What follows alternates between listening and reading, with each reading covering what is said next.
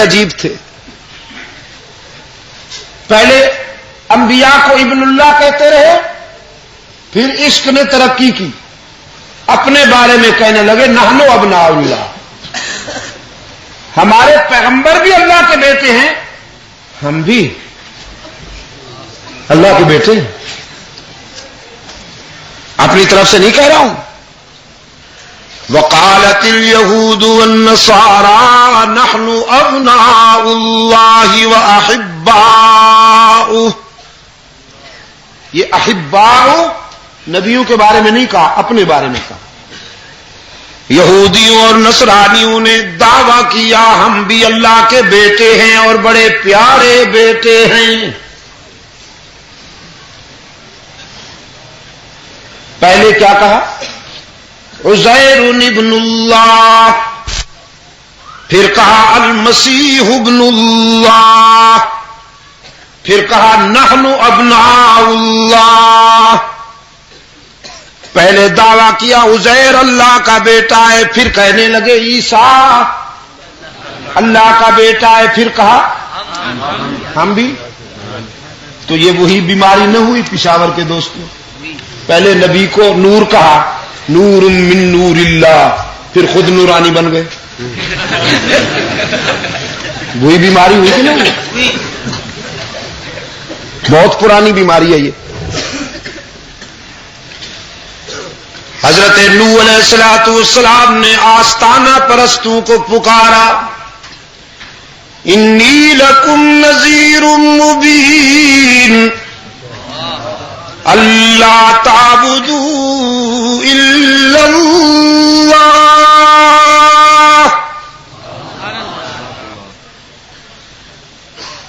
میں تمہارے بدعمالیوں کے نتیجے میں خطرناک انجام سے ڈرانے کے لیے آیا ہوں، اور صرف اللہ کے در پر تمہاری جبین جھکانے کے لیے آیا ہوں. میری دعوت کا خلاصہ یہ ہے کہ اللہ کی ذات میں اس کے بندوں کو شریک نہ بناؤ، اللہ کے حقوق میں اس کے بندوں کو شریک نہ بناؤ. قوم میں سے کتنوں نے مانا؟ تھوڑا سا چھوٹا سا طبقہ تھا، اور باقی سب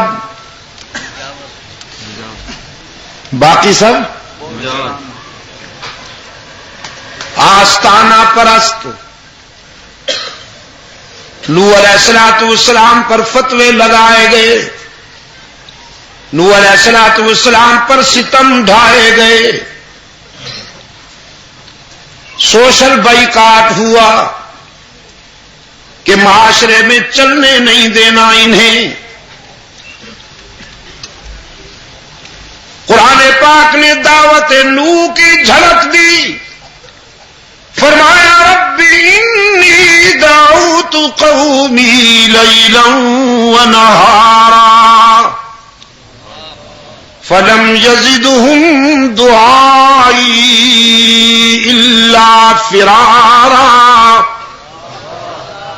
تو گواہ ہے میرے رب، میں نے تیرا پیغام تیرے بندوں تک پہنچانے میں دن رات ایک کر دی، رات کے اندھیرے میں بھی پہنچاؤں، صبح کے سویرے میں بھی پہنچاؤں، لیکن کیا علاج کروں ان بدبختوں کا؟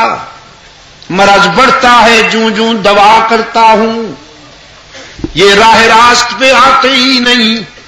ایسی لت پڑ گئی ہے کمبختوں کو، ایسا چسکا پڑ گیا ہے کمبختوں کو.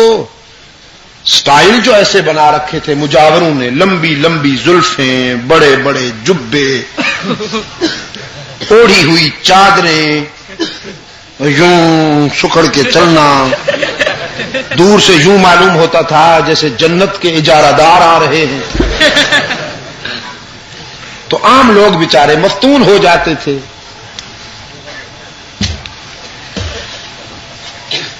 حضرت نوح علیہ السلام نے فرمایا، عرض کیا اللہ کے حضور، یہ لا علاج بیمار ہیں، لا تذر علی الارض من الکافرین دیارا انک ان تذرهم یضلوا عبادک ولا یلدوا الا فاجرا کفارا. میرے رب یہ ناسور ہے انسانی معاشرے کا ناسور، اور ناسور کا علاج آپریشن. ناسور کا علاج آپریشن ہوتا ہے. عرض کیا الہ العالمین آپریشن ہونا چاہیے. رب العالمین نے فرمایا بہت اچھے کرتا ہوں آپریشن. سیلاب آیا عذاب بن کر، سیلاب آیا عذاب بن کر. نوح علیہ السلام نے آفاقی ہدایات کے مطابق سفینہ تیار کیا، اپنے رفقا کو سفینے پر بٹھا لیا، اور رب کائنات نے وعدہ کیا تھا نوح میں تجھے اور تیری اہل کو ہلاک نہیں ہونے دوں گا. قرآن کہتا ہے سیلاب کے آثار نمایاں ہوئے، نمودار ہوئے، اور نوح علیہ السلام نے دیکھا لخت جگر مجاور پارٹی کے ساتھ کھڑا ہے. حضرت نوح علیہ السلام نے اتمام حجت کے لیے دعوت دی. یا بنی ارکب معنا ولا تکن مع الکافرین. بیٹا آ جا میرے سفینے پر، بد نصیبوں کا حامی نہ بن. ہلاکت سر پہ آ پہنچی ہے. قال سآوی الی جبل یعصمنی من الماء. کہنے لگا ہم پہاڑ کی چوٹی پر چڑھ جائیں گے، پانی سے بچ جائیں گے. پانی تو نشیب میں چلتا ہے، ہم فراز پہ ہوں گے. یہ پستیوں میں بہتا ہے، ہم بلندیوں پہ ہوں گے. بعض مفسرین نے لکھا ہے کہ پہاڑ کی چوٹی پر ایک آستانہ تھا جھنڈیوں والا. کنعان نے کہا ہم حضرت پیر صاحب کے پاس پہنچ جائیں گے، اللہ کیا بگاڑے گا.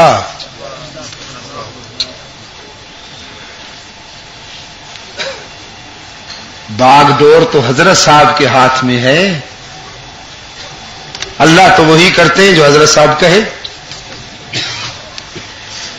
روشن ضمیر پیغمبر نے فرمایا لا عاصم اليوم من امر اللہ الا من رحم. لخت جگر آج جو پانی آ رہا ہے وہ آ نہیں رہا، بھیجا جا رہا ہے. پستیوں سے پہلے بلندیوں پہ پہنچے گا، نشیب سے پہلے فراز پہ پہنچے گا. ایک راستہ ہے بچنے کا کہ اس کی اطاعت کا اعلان کر اور اس کے پیغمبر کا ساتھی بن جا. قرآن کہتا ہے پیغمبر کا اصرار اور بیٹے کا انکار جاری. وحال بینہما الموج فکان من المغرقین. پانی کی ایک موج درمیان میں حائل ہوئی اور نوح کے بیٹے کو اپنی آغوش میں لے لیا. ڈوبنے لگا، پدری محبت میں انقلاب آیا. تڑپ اٹھے حضرت نوح. نادا نوح ربہ قال رب ان ابنی من اہلی وان وعدک الحق وانت احکم الحاکمین. نوح علیہ السلام نے اپنے رب کے حضور اپیل دائر کی. الہ العالمین دیکھ میرا بیٹا ہلاک ہونے لگا ہے اور تیرا وعدہ تھا کہ میری آل میں سے کسی کو ہلاک نہیں کرے گا، تو پھر اپنا وعدہ سچا کرنا۔ رب العالمین کی طرف سے نقد جواب آیا، نقد، یا نوح انہ لیس من اہلک انہ عمل غیر صالح فلا تسألنی ما لیس لک بہ علم انی اعظک ان تکون من الجاہلین۔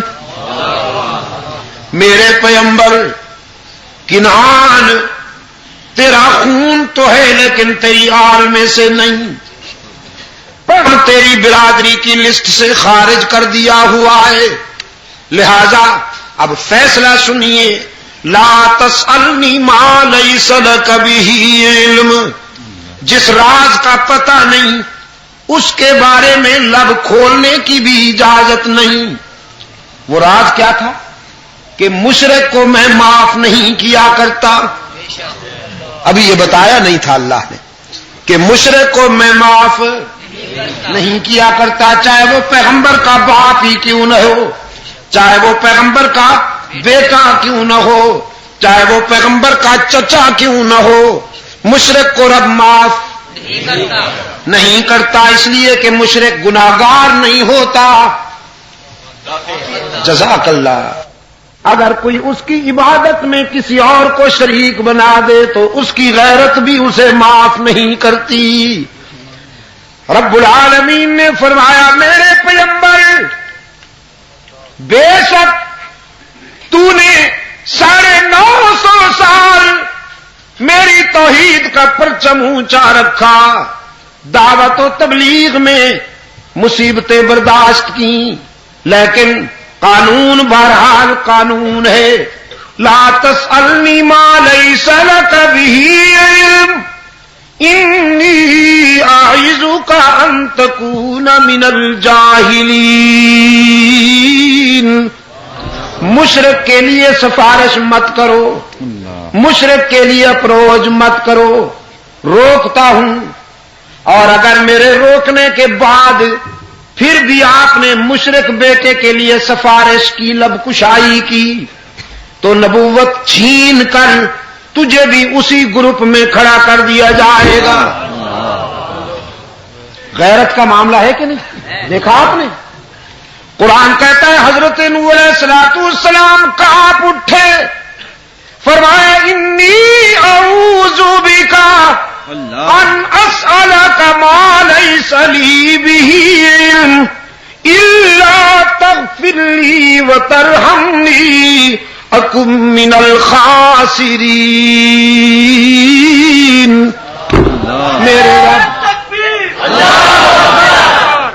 میرے رب ایک بیٹا کیا، ایسے کئی بیٹے بھی ہلاک ہو جائیں لیکن تجھے تو ناراض نہیں کروں گا، الہ العالمین، تجھے ناراض نہیں کروں گا، میرا تیرے سوا کوئی نہیں، تو نے اگر میرا سفینہ پار نہ لگایا تو مجھے نقصان سے کوئی نہیں بچا سکے گا۔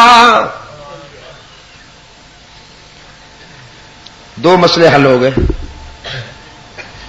حضرت نوح علیہ السلام کی دعوت و تبلیغ کی روشنی میں، دو مسئلے حل ہو گئے۔ یہ دو زاویوں پہ میرے دوست ہیں، بلکہ 3 زاویوں پہ، کسی طرف دیکھنے میں کمی رہے تو معذرت۔ مسئلے کتنے حل ہو گئے بھائی؟ 2 مسئلے حل ہو گئے۔ ایک یہ مسئلہ حل ہوا کہ نجات کے لیے کسی نیک کا بیٹا ہونا ضروری نہیں، جی حضرت صاحب دا پتر ہے، جی حضرت صاحب دی اولاد ہے، مچھاں نوں تاؤ دے کے ایک مچھ مردان جاندی ہے، دوجی مچھ کو ہاٹ پہنچدی ہے۔ نماز دا ویری، نماز دا دشمن، قرآن اور سنت پر عمل نہیں، اور مرید کے گھر میں گھسا ہوا ہے۔ حضرت صاحب زادہ صاحب زیادہ مرید کے گھر میں اور بیچارہ سادہ لو مرید ہاں نذرانہ بھی دیتا ہے بیچارہ، بیٹیوں کے ساتھ بھی بٹھاتا ہے اور کہتا یہ ہے پیروں سے کیا پردہ، یہ تو ماں باپ ہیں، ماں باپ ہیں۔ میں نے کہا جب پیر صاحبان ماں باپ ہیں تو آپ بھی بیٹے ہیں ان کے، جب بیٹا باپ سے پردہ نہیں کرتا تو باپ کو بھی چاہیے کہ وہ بیٹے کو اپنے گھر میں آنے دے، ذرا حضرت صاحب کے حویلی میں مرید بھی جائے، کیونکہ ادھر جو سکینڈل بنتے ہیں ذرا کچھ سکینڈل ادھر بھی بنے۔ یہ جو پیر صاحب مونچھوں کو تاؤ دے کے آتا ہے، ذرا غریب مرید بھی مونچھوں کو تاؤ دے کے پہنچے نا غریب۔ یہ ون وے کیوں چلتا ہے پشاور کے دوستو مجھے بتاؤ، یہ انصاف ہے؟ یہ ون وے کیوں چلتا ہے؟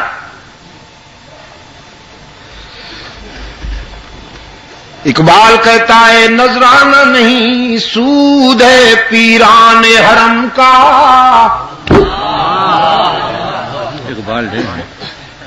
نذرانہ نہیں سود ہے پیران حرم کا، ہر خلقہ فالوس میں پنہاں ہے برہمن۔ انڈیا پہلے تو ہمیں مشاہدہ نہیں تھا، انڈیا میں نے جا کے دیکھا یہی سیم یہی سٹوری۔ ان کے وہ جو ہے نا باپو کہتے ہیں، پنڈت باپو، اسی طرح کا ہرا پیلا لباس، ہرے پیلے لباس، اسی طرح کی چادریں۔ اور احمد آباد میں ہم جب دلی جا رہے تھے، احمد آباد میں ہماری فلائٹ مس ہو گئی، رات کو وہیں ہمیں ٹھہرنا پڑا، تو اس کی آواز آئی ہارمونیم کی اور ڈھولک کی۔ میں نے دوستوں سے پوچھا یہ کوئی قوالی ہو رہی ہے؟ کہنے لگی جی ہندو کا رت جگہ ہے، ہندو کا رت جگہ ہے۔ اب میں نے کھڑکی کھول کے دیکھا، سیم یہی سٹوری تھی، ہارمونیم لے کے بیٹھے تھے قوال برادری اور ان کے آگے جھوم رہے تھے وہ۔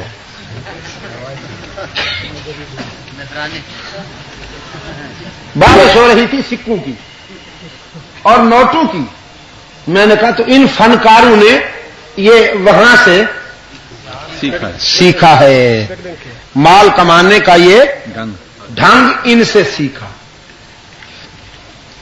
میرے عزیز دوستو،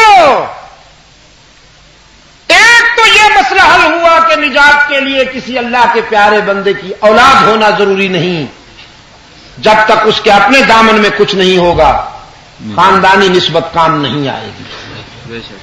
عمل کی کسوٹی پہ جب تک وہ خود پورا نہیں اترے گا خاندان کی نسبت کام نہیں آئے گی۔ اور دوسرا مسئلہ یہ بھی حل ہوا کہ اللہ کو کوئی مجبور نہیں کر سکتا، اللہ سے کوئی بات منوا نہیں سکتا۔ اللہ کے حضور التجائیں ہوتی ہیں، اللہ کے حضور دامن پھیلتا ہے، وہ اپنی حکمت کے مطابق مانتا ہے، اور اگر نہ مانے تو کوئی اس کو مجبور نہیں کر سکتا۔ میرے عزیز دوستو،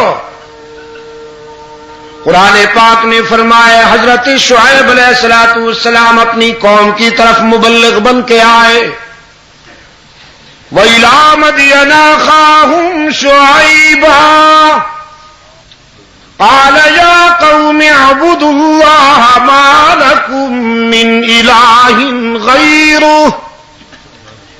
مدین کی طرف حضرت شعیب اللہ کا نمائندہ بن کر آئے، وہی دعوت دی جو حضرت نوح علیہ السلام کی دعوت تھی، اعبدوا اللہ ما لکم من الہ غیرہ، عبادت میں اللہ کے ساتھ کسی کو شریک نہ بناؤ، سجدے میں، قیام میں، رکوع میں، دعا و پکار میں، اللہ کے حقوق میں کسی کو شریک نہ بناؤ۔ وَإِلَىٰ عَادٍ أَخَاهُمْ هُودًا قَالَ يَا قَوْمِ اعبدوا اللہ ما لکم من الہ غیرہ. قوم عاد کی طرف حضرت ہود مبلغ حق و صداقت بن کر آئے. ان کی دعوت بھی یہی تھی، اعبدوا اللہ ما لکم من الہ غیرہ. وَإِلَىٰ ثَمُودَ أَخَاهُمْ صَالِحًا قَالَ يَا قَوْمِ اعبدوا اللَّهَ مَا لَكُم مِّنْ إِلَٰهٍ غَيْرُهُ. سمود اللہ مَا لَكُم مِّنْ إِلَٰهٍ غَيْرُهُ. سمود کی طرف حضرت صالح مبلغ حق و صداقت بن کر آئے. ان کی دعوت بھی یہی تھی، عبادت میں اللہ کے حقوق میں کسی کو شریک نہ بناؤ. رب العالمین نے اپنے محبوب کو دعوت فکر دیتے ہوئے فرمایا وَاذْكُرْ فِي الْكِتَابِ إِبْرَاهِيمَ إِنَّهُ كَانَ صِدِّيقًا نَبِيًّا إِذْ قَالَ لِأَبِيهِ يَا أَبَتِ لِمَ تَعْبُدُ مَا لَا يَسْمَعُ وَلَا يُبْصِرُ وَلَا يُغْنِي عَنكَ شَيْئًا يَا أَبَتِ لَا تَعْبُدِ الشَّيْطَانَ إِنَّ الشَّيْطَانَ كَانَ لِلرَّحْمَٰنِ عَصِيًّا يَا أَبَتِ إِنِّي قَدْ جَاءَنِي مِنَ الْعِلْمِ مَا لَمْ يَأْتِكَ فَاتَّبِعْنِي أَهْدِكَ صِرَاطًا سَوِيًّا. میرے پیغمبر قرآن کے آئینے میں اپنے دادا ابراہیم کے حسن و جمال کا نظارہ کیجئے. وہ ہمارا سچا دوست تھا. اللہ نے خود فرمایا کہ ابراہیم ہمارا سچا دوست تھا. اور پشاور والوں، دوستی میں یہی ہوتا ہے، نہ کچھ دینا پڑتا ہے کچھ لینا ہوتا ہے. ابراہیم علیہ السلام نے اللہ سے دوستی نبھائی، وطن چھوڑ دیا، باپ کو خیر باد کہا، برادری رشتوں کو خیر باد کہا. پھر جب اس نے چاہا تو بیوی بچے کو ویرانے میں بٹھایا. پھر جب اس نے چاہا تو لخت جگر پہ خنجر پھیر دیا. اس کی مسیت کے لیے، اس کی رضا کے لیے انگاروں میں کود گئے. ابراہیم نے وفا کی. اللہ نے بھی جزا دی کہ ابراہیم کو اپنی دوستی کے لیے منتخب کر لیا اور صراط مستقیم پر لگا دیا. لیا تو کچھ دیا بھی صحیح نا.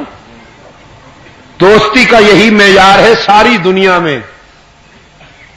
کچھ دینا پڑتا ہے اور کچھ، سوائے پاکستان کے مظلوم مرید کے، اس بیچارے کو ہمیشہ پیر صاحب کی خدمت میں دینا ہی پڑتا ہے. وہ فنکار کہتا ہے میں جب آؤں گا تو کیا دے گا، جب تو آئے گا تو کیا لائے گا. یعنی پتھر گرے تو شیشہ گیا، اور شیشہ گرے تو بھی پتھر گیا. شیشہ گیا کہ پتھر کی کیا بگڑے گی بھائی؟ پتھر کا تو کچھ بھی نہیں بگڑتا. پتھر تو جناب ریس میں گھوڑے دوڑاتا ہے. پتھر تو ہزاروں کے سگار نوش. یہ سگار نوش کیا جاتا ہے یا تناول کیا جاتا ہے؟ چلو یہ ٹھیک. یہ نہ نوش کیا جاتا ہے نہ تناول. میرے عزیز نے کہا یہ پھونکا جاتا ہے. اچھا پتھر کی کیا بھائی، اس کا تو کچھ بھی نہیں بگڑے گا. شیشہ ٹوٹے، شیشہ گرے تو بھی شیشہ گیا، اور پتھر گرے تو بھی شیشہ گیا. حضرت صاحب آئے تو بھی مرید کی جیب کی خیر نہیں، اور اگر مرید جائے تو بھی مرید کی خیر نہیں. یہ روحانیت نہیں ہے میرے دوستو، یہ مذہبی لوٹ مار ہے. مذہب کے لبادے میں راہزنی ہے، راہزنی.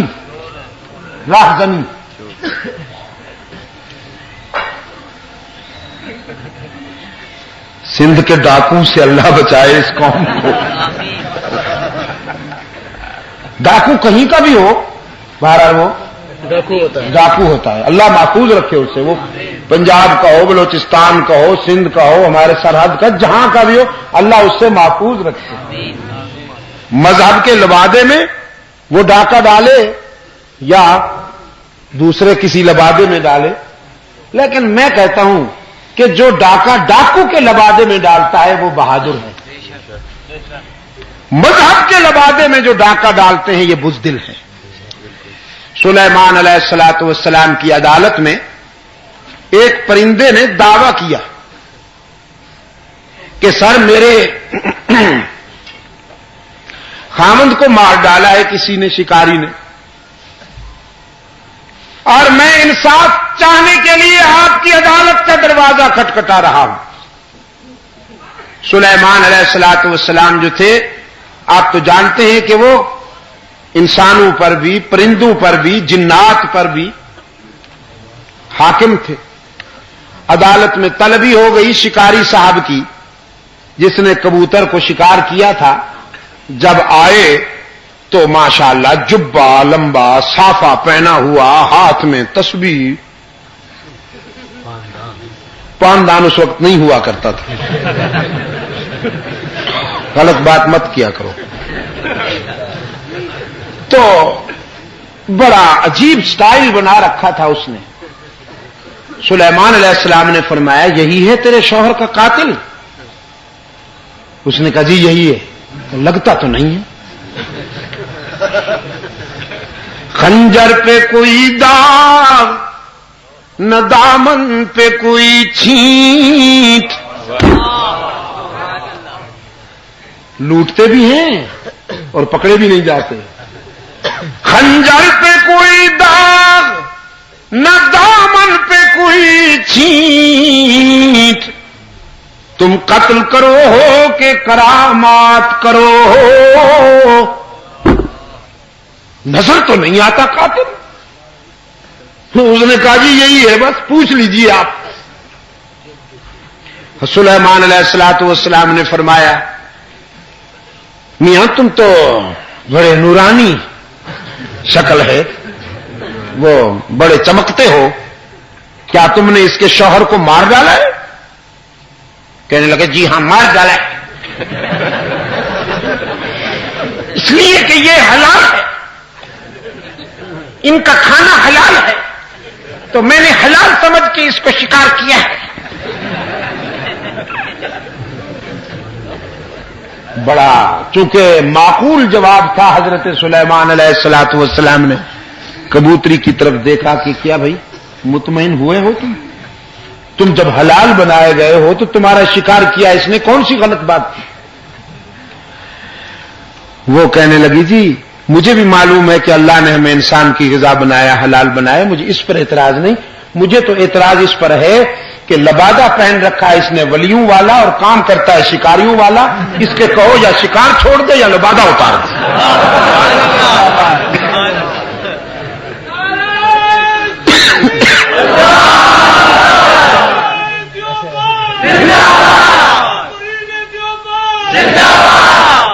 میرے عزیز دوستو، یہ اصل میں مذہب کے لبادہ میں جو لوٹ مار ہوئی ہے اور ڈاکہ زنی ہوئی ہے، اس نے نئی نسل کو مایوس کیا. آپ یقین کیجیے، ابھی پچھلے دنوں میں بلوچستان کے دورے پہ وہاں تربت کی طرف گیا ہوا تھا ختم نبوت کانفرنس میں. وہاں چونکہ زگری فتنہ چل رہا ہے اور ہم نے اس کے تعاقب میں وہاں پر اللہ کے فضل و کرم کے ساتھ آواز بلند کی. بہت بڑی تعداد میں وہاں نوجوان آ کر مجھ سے ملے، وفد لے آئے، کہنے لگے جی ہم مسلمان گھرانوں میں پیدا ہوئے ہیں، ہم مسلمان ہیں، لیکن کیا اسلام کی یہی تعبیر قابل عمل ہے جو اس ملک میں پیش کی جا رہی ہے، اور بالخصوص گدی نشینوں نے جو اسلام کی تعبیر عملاً پیش کر رکھی ہے، کیا اسلام کا معیار یہی ہے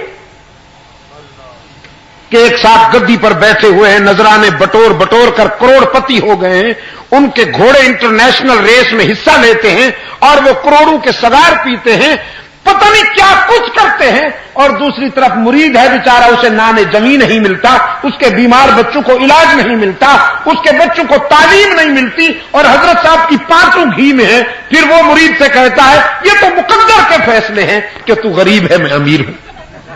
کیا تقدیر یہی ہے؟ میں نے اس کو کہا یہ تقدیر نہیں ہے، ان نوجوانوں سے کہا یہ ایکسپلائٹ کیا جا رہا ہے مذہب کو۔ آپ کا کیا خیال ہے؟ تقدیر اسی کو کہتے ہیں؟ پیر صاحب اور مرید کے درمیان میں پلیٹ پڑی ہے اور اس میں وہ رکھا ہے گھی ڈالا جاتا ہے، پلیٹ کا جھکاؤ حضرت صاحب کی طرف ہے، گھی کدھر جائے گا؟ جدھر جھکاؤ ہوگا نا۔ اب مرید سے کہتا ہے گھی تو ہم نے درمیان میں ڈالا تھا، لیکن یہ مقدر کی بات ہے کہ سارا گھی میری طرف چلا آیا، تیرا علاقہ تو خشک ہے۔ عزیز نوجوانوں، میں آپ کے دل و دماغ پر دستک دیتا ہوں، آپ کے ضمیر کو جج بناتا ہوں، خدا کے لیے مجھے بتائیے یہ تقدیر ہے؟ تقدیر کے جلوے دیکھنے ہیں تو پلیٹ کو سیدھا کیجئے ذرا، پھر گھی ڈالیے، پھر پتہ چلے گا تقدیر کیا جلوے دکھاتی۔ انگریز بے ایمان جاتے جاتے یہاں پر ان آستانوں اور گدی نشینوں کو معاشی خوشحالی دینے کے پالیسی پر معاشی پلیٹ کا جھکاؤ کر کے چلا گیا تاکہ مسلمانوں میں جذبہ جہاد نہ رہے، مسلمانوں کو میدان سے ہٹانے کے لیے قبرستان کی طرف متوجہ کیا تاکہ ان میں کوئی شاہ اسماعیل شہید پیدا نہ ہو سکے، ان میں کوئی محمود حسن نہ بن سکے، ان میں کوئی ولی اللہ اور مجدد الفسانی نہ بن سکے۔ اس نے آستانوں کو فروغ دیا۔ آج بھی آپ دیکھتے ہیں بزرگوں کی قبر پر چادر چڑھانے کے لیے بڑے بڑے لوگ جاتے ہیں۔ ہاں جی، ہاں پتہ نہیں کیا کون کون جاتا ہے۔ صدر تو ہمارا بہت ہی رنگیلا ہے جی، آپ کس کی بات کرتے ہیں؟ نور سے وہ تو یہ بتاؤ کہ کہاں نہیں جاتا؟ ہاں ریون بھی پہنچ جاتا ہے، مسجد میں بھی پہنچ جاتا ہے، ادھر بھی چلا جاتا ہے، وہاں باہر جاتا ہے تو مندر کا گھنٹہ بھی کھٹکھٹاتا رہتا ہے۔ اور رقیبوں سے بھی رسم و راہ مجھ سے بھی شناسائی، رقیبوں سے بھی رسم و راہ مجھ سے بھی شناسائی،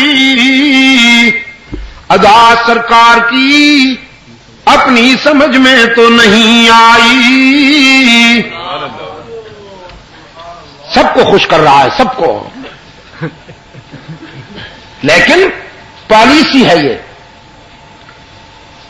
مغربی سامراج یہی پالیسی دے کے گیا ہے کہ گدیوں کو آرگنائز کرو، آستانوں کو آرگنائز کرو تاکہ لوگوں میں جذبہ جہاد باقی نہ رہے، اور مجاہدین کے خلاف کیا کرو؟ پراپگنڈا کرو۔ ایک مستقل ٹیم لگا دی جو کردار کشی کر رہی ہے شاہ اسماعیل شہید کی، کردار کشی کر رہی ہے محمود حسن کی، کردار کشی کر رہے ہیں ان مجاہدین حق آگاہ کی، سید عطا اللہ شاہ بخاری کی، مولانا داود غزنوی کی رحمت اللہ علیہ اجمعین، کہ جنہوں نے برِ صغیر میں انگریز کے اقتدار کی بنیادیں ہلا کر رکھ دی۔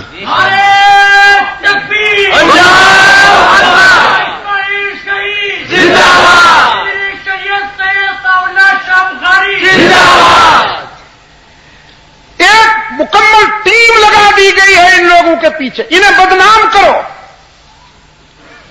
جس طرح کے یہودی لابی نے ایک ٹیم لگائی تھی اصحاب رسول کو بدنام کرنے کے لیے، ابو بکر عمر کو بدنام کرنے کے لیے، عثمان طلحہ و زبیر کو بدنام کرنے کے لیے، سیم اسی طرز پر مغربی سامراج نے ایک جبا پوشوں کی ٹیم بنائی ہے کہ تم الزام گھڑ گھڑ کے ان کو بدنام کرو تاکہ مسلمانوں میں جذبہ مجاہدین کے خلاف ان کو اکساؤ اور قبرستان کی طرف لے آؤ تاکہ یہ یسوع مسیح کی بھیڑیں بن جائیں، ان میں جذبہ جہاد باقی نہ رہے۔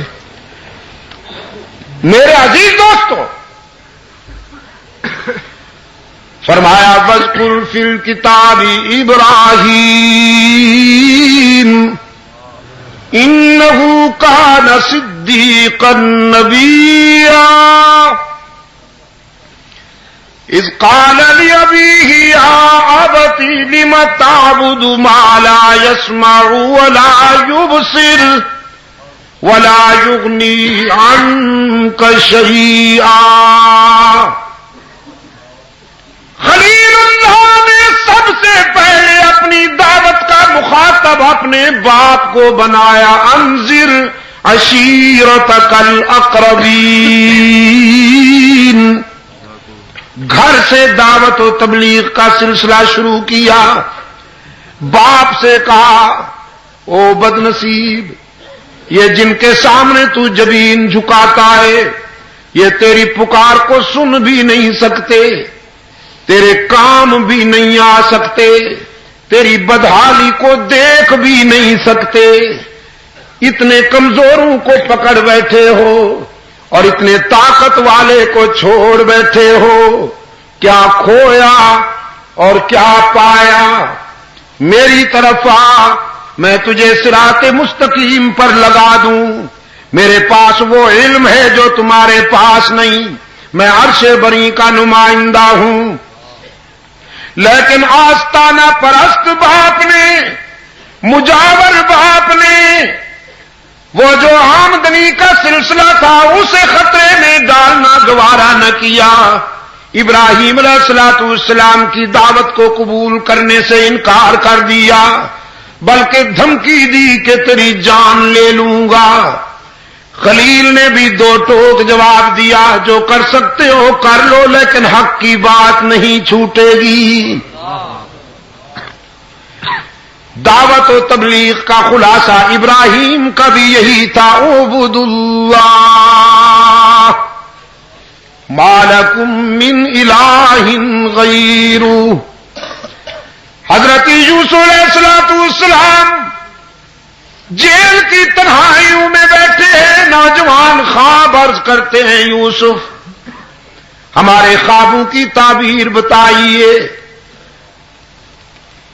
حسن کا بادشاہ، ہاں حسن کا بادشاہ یوسف کہتا ہے تعبیر بعد میں، پہلے ذرا تبلیغ ہو جائے۔ یا صاحب السجن ارباب متفرقون خیر ام اللہ الواحد القہار۔ میرے جیل کے ساتھیوں، پہلے یہ بتاؤ سر جھکانے کے لیے کئی آستانے چاہیے یا اللہ ہی کا در؟ انسانی زمین کی نیاز مندیوں کے لیے کون مسجود ہے؟ عبادت کے لیے کون معبود ہے؟ ہر جگہ کون موجود ہے؟ علام الغیوب کون ہے؟ کارساز دستگیر اور مشکل کشا کون ہے؟ عزت دینے والا کون ہے؟ رزق دینے والا کون ہے؟ الباب متفرقون خیر۔ یہ جو آستانے سجے ہوئے ہیں، یہ جو مجاور بیٹھے ہوئے ہیں، مست قلندر سب کچھ اندر، دمادم نہ دھوکہ نہ غم، کمائیں گے احمق کھائیں گے ہم۔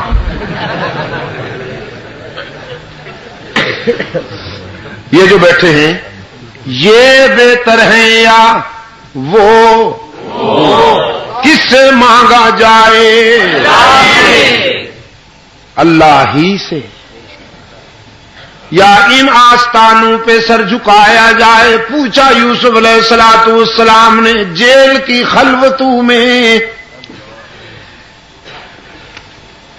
اب امام الانبیاء، فخر رسول، ہادی سبل، اللہ کے دلبر، کونین کے سرور، ساقی کوثر، شافی محشر، برتر بالا قدر، انبیاء کے افسر، رہبر و رہنما، بدر الدجا شمس الضحیٰ، خیر الورا احمد مجتبی محمد مصطفیٰ کی دعوت سنیے صلی اللہ علیہ وسلم.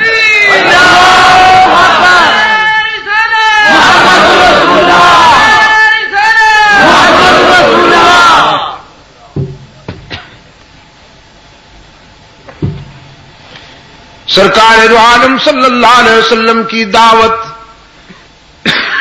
مکہ والوں کو پکارتے ہیں. یہاں بھی آستانے سجے ہوئے تھے. چھوٹے چھوٹے آستانوں کے علاوہ بڑے آستانے لات، منات، عزا اور حبل، یہ سب سے بڑا آستانہ تھا جو انسانی برادری کے پہلے شہید حضرت حابیل علیہ السلام سے منسوب تھا. چڑھاوے چڑھائے جا رہے تھے، نذرانے آ رہے تھے، اٹا گھٹا. فرمایا فَأَنَّا تُؤْفَكُونَ، یہ کدھر بھٹکتے ہو بد نصیبو؟ مکہ کے مجاور کہنے لگے ما نعبدہم الا لیقربونا الی اللہ زلفیٰ، ہم ان کو خدا نہیں سمجھتے بلکہ سفارشی مانتے ہیں. یہ اللہ کے پیارے ہیں، ہم گناہگار ہیں، یہ اللہ سے قریب ہیں. ہماری سنتا نہیں، ان کی ٹھکراتا نہیں، ہماری ان کے آگے ان کی. یہ ابھی ایک دوست نے مجھے لکھا ہے، اوہو یہ بیچاری تو کچل گئی. لکھا ہے کہ رحمت عالم صلی اللہ علیہ وسلم اعلان رسالت تو 40 سال بعد کیا. 40 سال تک آپ کس دین پر تھے؟ اور یہ پوچھا ہے کہ اسلام سے پہلے لوگ کس دین پر تھے؟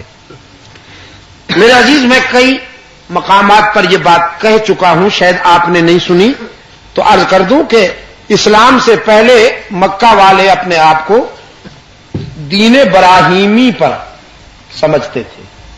نام لیوا تھے دین ابراہیمی کا، لیکن اس میں انہوں نے شرک کے جراثیم ڈالے اور شرک میں مبتلا ہوئے تو دین براہیمی سے ہٹ چکے تھے.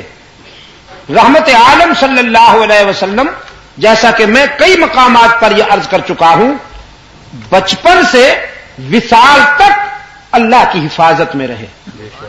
حضور اکرم صلی اللہ علیہ وسلم کی حیات طیبہ کا ہر لمحہ سچائی پر بھی آپ نے شراب پی، الیاذ باللہ، نہ کبھی آپ نے ان کے رسوم اور بدعات میں شرکت کی. بچپن، لڑکپن، جوانی اور اعلان رسالت تک آپ کی پوری زندگی پاکیزگی، تطہیر اور تقدس کا سرچشمہ نظر آتی ہے.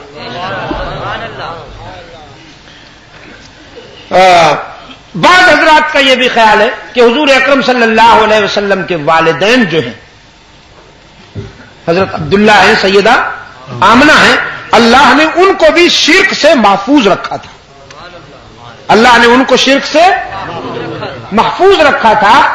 چونکہ وہ شرک سے محفوظ گئے ہیں تو اللہ کی رحمت کے وہ بھی حقدار یا مستحق ہو سکتے. اس لیے ایک بات خاص طور پر ذہن میں رکھیے کہ اگر اللہ کے پیارے بندوں کی قبروں پر جھنڈیاں لگانا، چادریں چڑھانا اللہ کی خوشنودی کا باعث بنتا اور یہ طریقہ اللہ کو پسند ہوتا تو سب سے پہلے سرکار دو عالم صلی اللہ علیہ وسلم اپنے والد عبداللہ کی قبر پہ جھنڈیاں بھی لگاتے، چادر بھی چڑھاتے، اور اگر عبداللہ کی قبر پر نہ چڑھاتے تو اپنے دادا ابراہیم علیہ الصلوۃ والسلام کی قبر پر جھنڈیاں بھی لگاتے اور چادر بھی چڑھاتے۔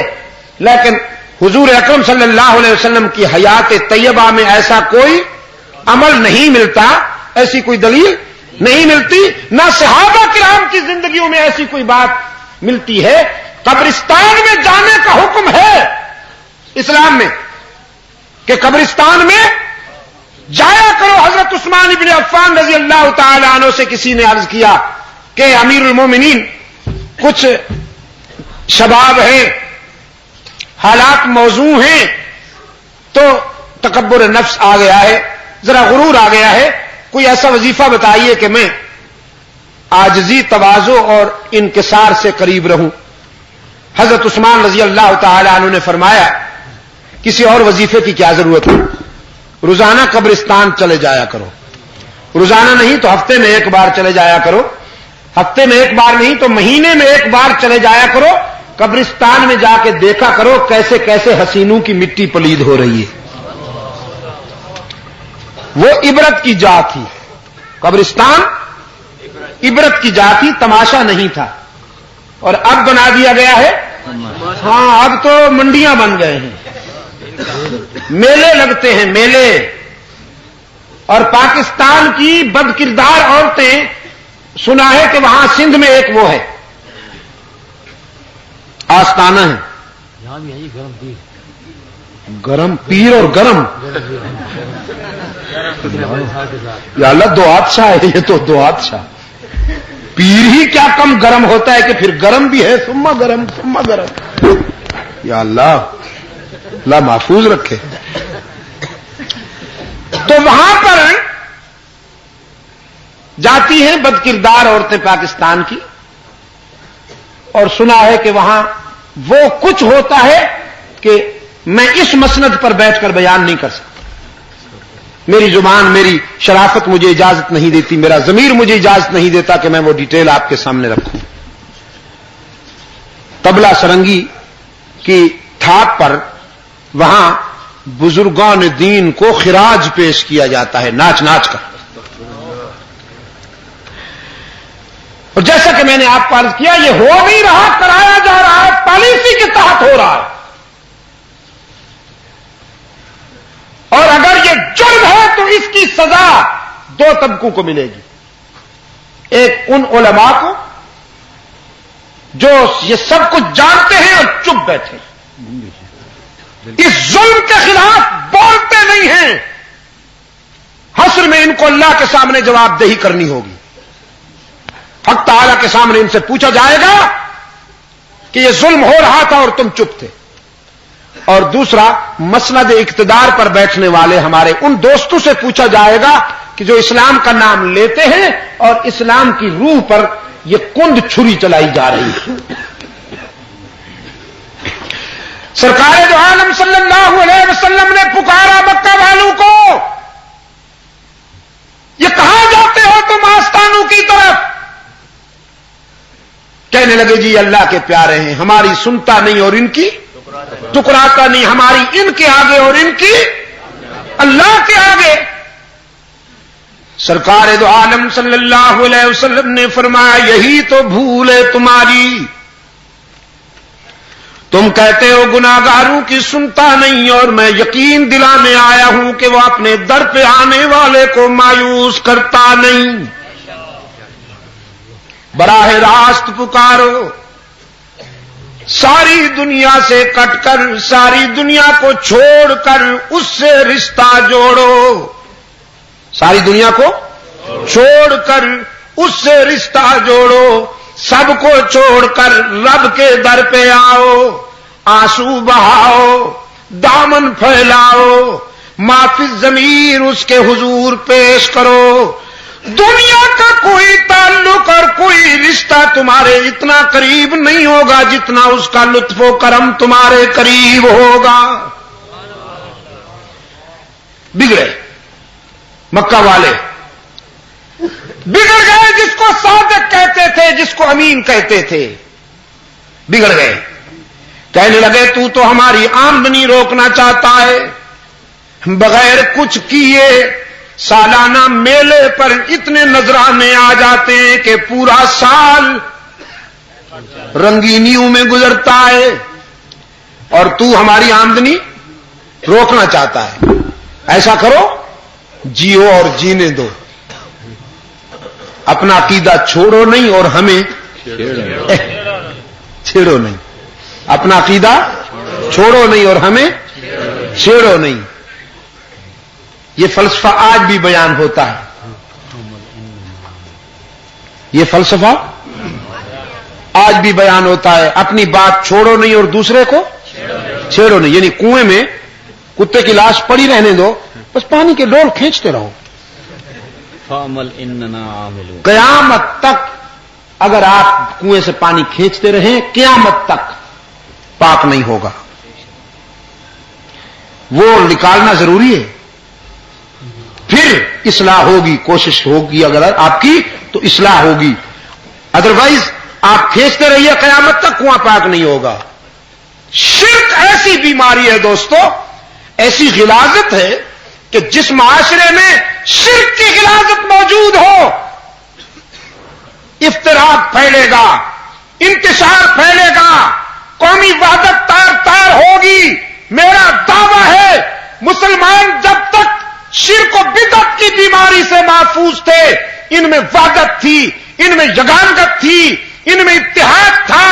और जब इनकी सोसाइटी में शिर्क और बिदअत के जुब्बा पोश जरासीम घुस आए, इंतशार आ गया, इफ्तिराक आ गया, इज़्तिराब आ गया।